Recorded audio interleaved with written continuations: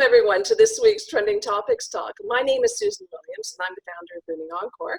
And today I'm joined by Joe Casey, a retirement coach and managing partner at Retirement Wisdom, and Mike Drack from Victory Lap Retirement, who is also a retirement coach, author, and public speaker. So welcome, gentlemen. Glad to have you. Hi, Susan. Hi, Susan. Okay, so there's a few topics that I thought we might want to chat about today, and the first one up is aging and loneliness. Is this inevitable? There was an article published by Build Healthy Places Network, and they shared that more than half of older adults, 75 plus, live alone, and that increases their risk for social isolation and negative health outcomes. Actually, I remember reading an article a while back which basically said a lot of young people think that when you get old, it's just natural that you will be lonely, and this is sort of an inevitable part of life. So what do you guys think? Do you think loneliness is inevitable as you age? We should expect some of it, or is there some things that we could do? Joe, you want to start us off? Sure. I think part of it's inevitable, but I think it really reflects the choices that we make more than anything else.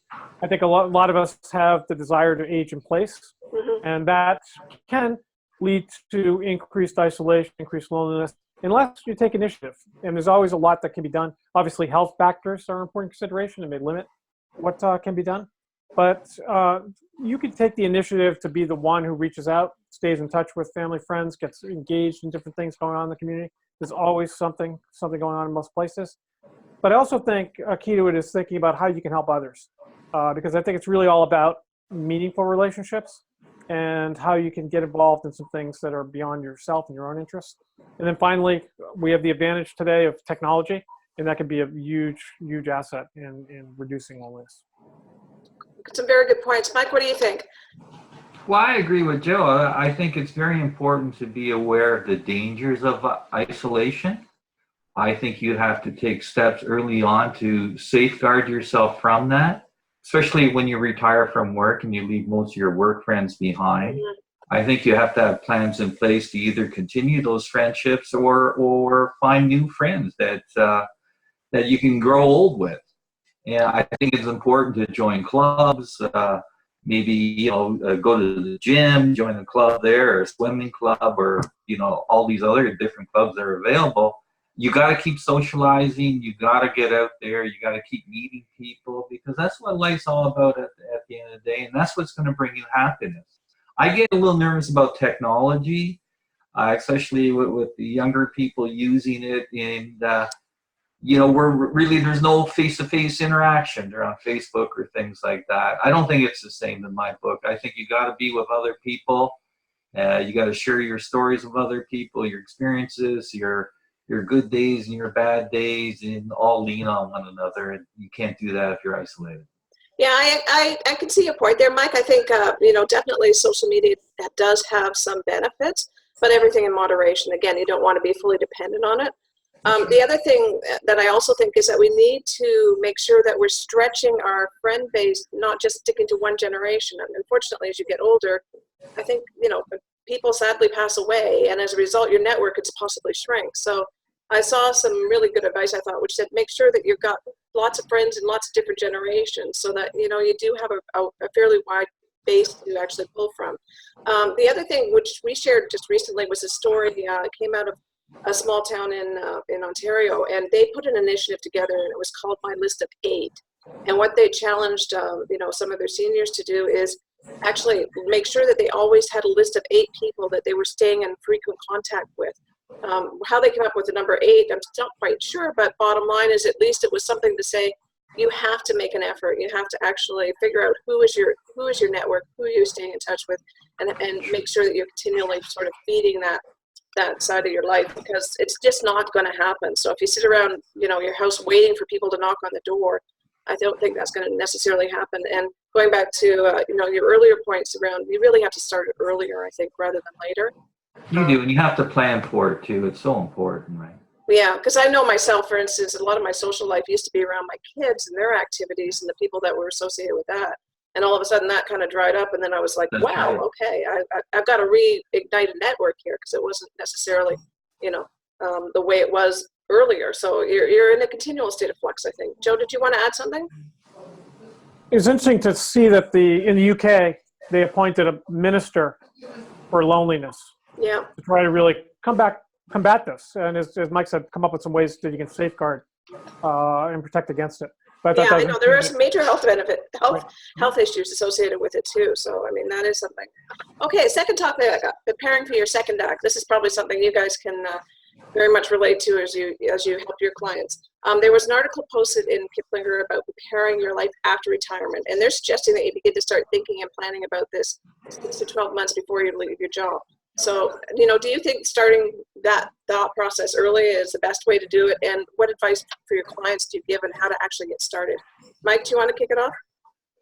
Well, I think it's important to start early. And as a matter of fact, I recommend they start even out 5 years before they actually retire, depending on what you want to do. If you want to start, say, if you want to do something completely different, maybe start your own business. It takes a while to prepare yourself. Maybe you'll have to go back to school or learn some new skills, put some other things in place, which takes a long time. I think one of the things you don't want to do is you want to start out in your Encore career and not be prepared and not hit the ground running, but start putting things in place. And it can take a couple of years, and it gets a little frustrating. If you decide to monetize a hobby, why not try to have a couple of years before you retire, get it up and running, get things working a little bit. You create movement, and it's so much easier just to step into it when you actually do retire. And it takes a lot of planning to do it properly too. It's not something that can just be done overnight. There's a lot of thinking and reflection that goes into it, and it takes time to do it properly. Joe, what do you think? Couldn't agree more with Mike's points. The earlier, the better. And we recommend to people that once they start thinking about a date, let's say it's 5 years out, that's the time to really start doing something to begin the process, because you have an actual job, a full-time job. You can add this on top of it. So you want to be able to do it at your own pace.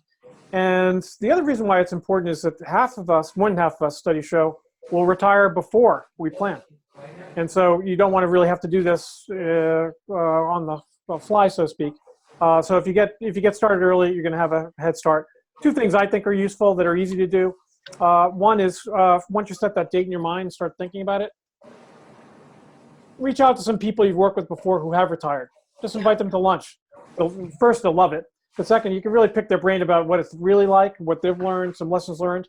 And then also you could do the same thing through networking to try to talk to some people who are doing the kind of things you might want to do in retirement. Again, lunch, breakfast, coffee, etc. And just try to get an idea of what that's really like. Because it may actually change your mind, or it may give you some additional ideas of things you want to look into. But I think getting started early makes all the sense in the world. No, some excellent suggestions. Thank you. Okay, final topic up. There's some blood tests that can now reveal longevity. Science is getting closer to being able to calculate your biological age with greater accuracy, and in turn your potential longevity. So my question to you is, what do you think the capability of this is going to actually mean? And would you really want to know what your personal longevity is, Joe? Well, it makes me feel like a milk carton with an expiration date. So that's my first knee-jerk reaction. But I think more information is generally better. So I think it can help in two ways. One is it can give you, on the financial side, which is in our expertise, a sense of that how many years do I need to fund for? And on the non-financial side, how many years am I planning a second act for example? But also, and perhaps most important, it can be a catalyst for lifestyle changes that can really get at some of those modifiable factors. So I think on balance, it's good to know. And Mike? Well, I love the question because it reminded me of a life expectancy test I took a couple of weeks ago. It's one of those ones on the internet. You fill in, lifestyle and family history and things like that, and out pops a number. In my case, the number was 75, which gave me only 12 years left to live. So, it was, when you looked at that number, it's a real eye opener. And you go, well, 12 years isn't a long time to go, right? Yeah. It creates a sense of urgency.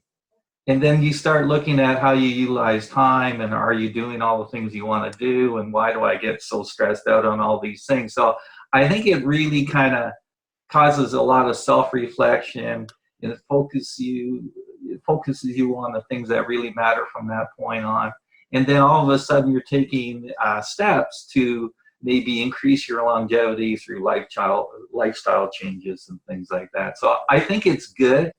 I think it's good. It serves as an eye opener and gets you thinking again and focused on what you need to do. Yeah, I'm with you guys. I think it actually, could be something that could help you, and inspire you to make some lifestyle changes. Sure. And Scare the you. other thing that kind of, the other thing that it sort of reminded me of is like, this is going to sound really kind of cheesy, but like we're dying right now. I mean, we don't know when our expiry date really is going to be. And if this is actually a tool that's going to potentially help people, focus more on their health, focus more on the importance of their life and what they're actually doing, then I don't see that there's anything wrong with it.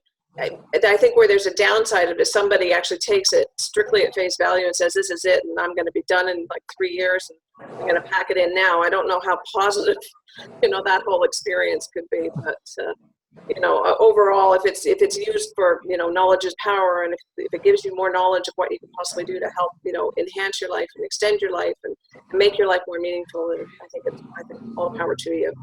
Okay, well, gentlemen, thank you so much for today's chat. Really appreciate it. And to everybody out there, I hope you're all making every day matter and living your own. Thanks, everyone.